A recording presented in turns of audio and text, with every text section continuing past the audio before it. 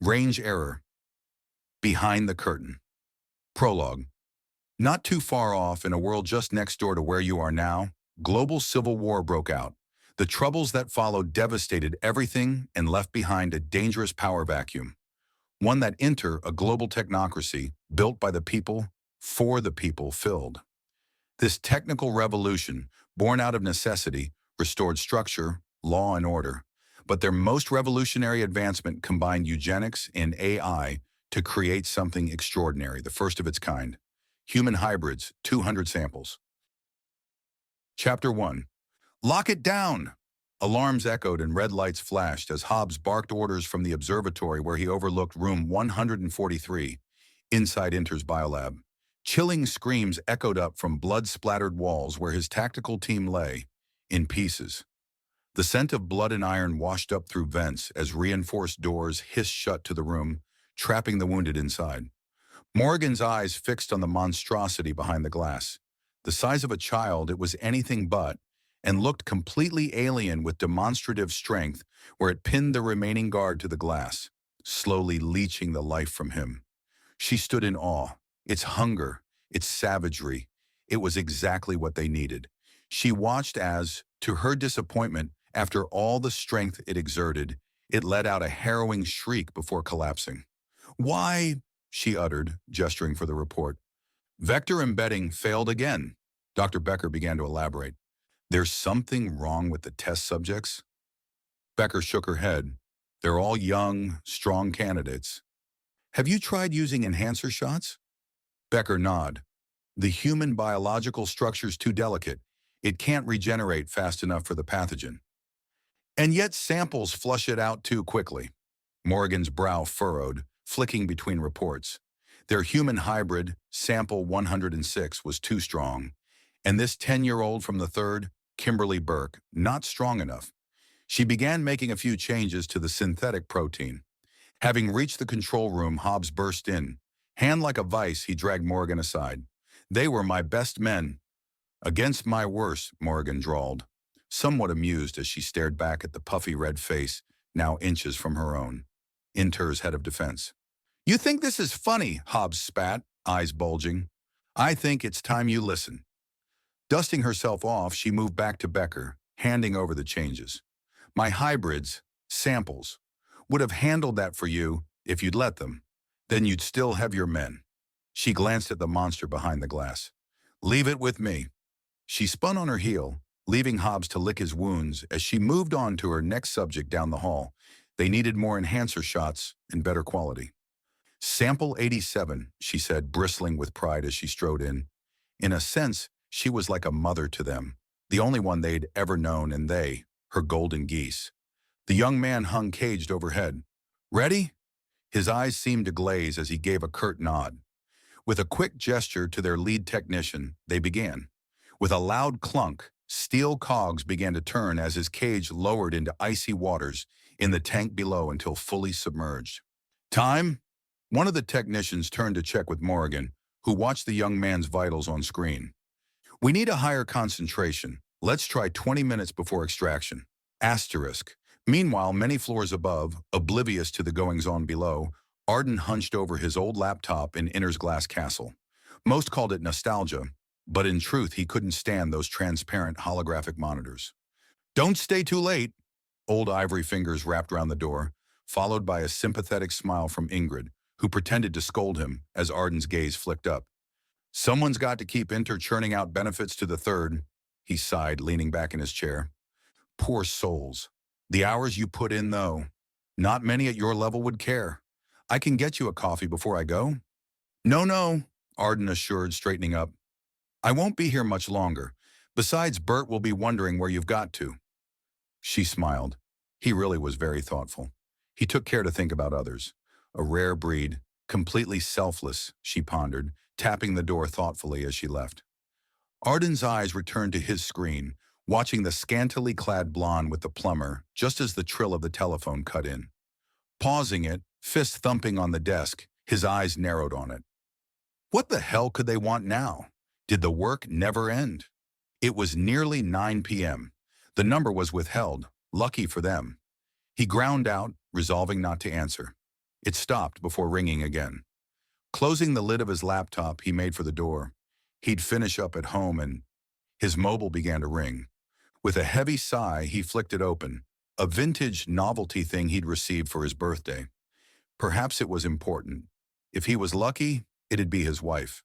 A car accident, perhaps. Who said prayers went unanswered? Wrong number. He barked down the line as he strode to his car. Better luck next time. Two what? Million. 2 million food and O2 credits. Untraceable. The dark voice drawled. Arden froze, his mouth suddenly quite dry. Food and O2 credits? 1 minute. He pulled up his app, eyes just about popping out of his head at the number he saw. Nothing you can't buy with that. There has to be some sort of mistake. No mistake. Arden's eyes narrowed, catching his drift. And in exchange? Now that would be illegal. No. Consider it a gift. From one old school guy to another.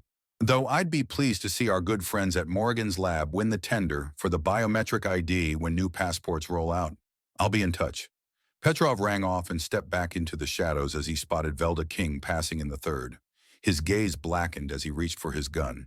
She strode alongside a slim, athletic man he recognized as Alessandro. 2 birds, 1 stone. Clipping on a silencer, Petrov took aim. 1 bullet. His finger tightened round the trigger as he felt Annika's warm hand trace over his, lowering the gun. Her vanilla scent seemed to hang in the air, moving him back to where he'd held her at Lake Como.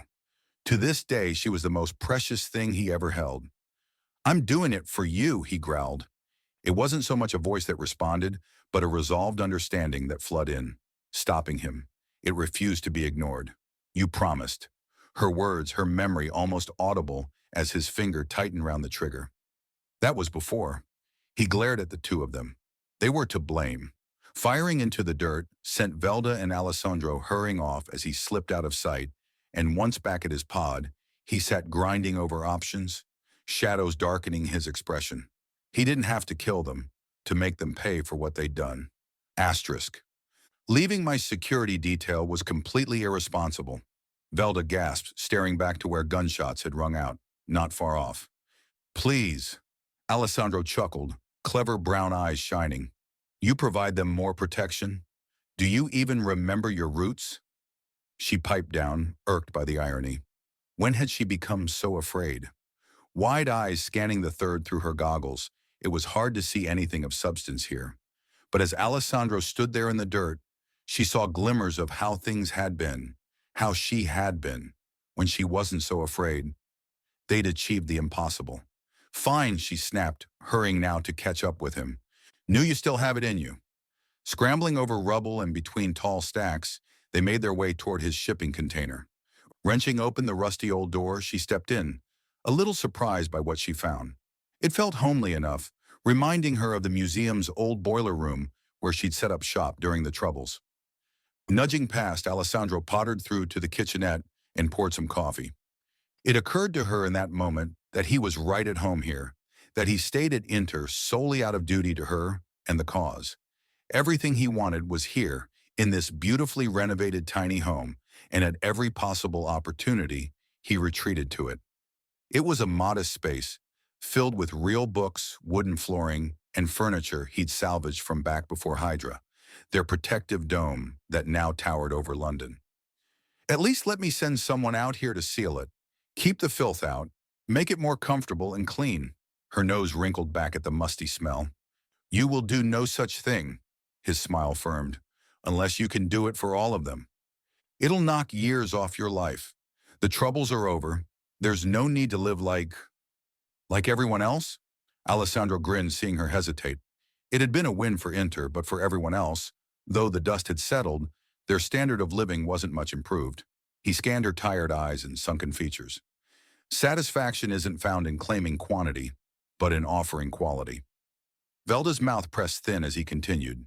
You know, the nobles used to eat till they'd be physically sick, and then continue eating, while their people starved. His eyes sobered a moment. We should raise our noble standards. If Inter is to be different, break the cycle of empire, to lead it must serve. Our positioning determines our perspective. And perspective? Well, that's everything, he smiled, looking about his home. Velda stiffened uncomfortably. I know where I'm from, but I'm a public figure now. There's an image to maintain. She broke from where his once admiring smile now pressed with disappointment. He'd seen it, the pull it had on her. Velda's eyes narrowed on the pile of old books, waiting for the lecture that never came. Instead, his arms wrapped round her, and she felt the tension ease. Those dreams of yours, the nightmares you mentioned, about Grace, they're reorganizing thought. Velda stared up at him. In a sense, they're coding your operating system. Much we don't know about things on a quantum level, but I'd venture it's happening for a reason, a good one. Asterisk. Back at Inter, inside her luxury apartment, high up in one of several spire suites, Velda tumbled over the conversation at Alessandro's, eyeing her balcony outside with irritation, before eventually striding out, trying to enjoy it. It was easy to forget about the people on the ground when you lived up here, above the clouds. But what did they expect? Things were better than they had been in years. Safer. We're better than the Volkov. Law and order had been restored for the most part. The rest would take time. The best things always did. So what if she enjoyed the luxuries afforded to her as the one who pulled society back from the brink? People had their lives back, basic as they were. Isn't that enough? Her jaw firmed, knuckles whitening on the railing as she pictured Alessandro in the third. The slums as those thoughts grew distant, and her concerns bled over Hobbs and Morgan. A legacy of dust and discontentment wouldn't be hers. In time, Grace would see to that. But what about now? It plagued her. It was all on her. Alessandro, people like him were dying from poor living conditions by the day, and he was right. Why save them from the Volkov to let them perish before things could change? She stood there a while longer, watching the sun sink below the horizon. She wasn't likely to sleep anyway.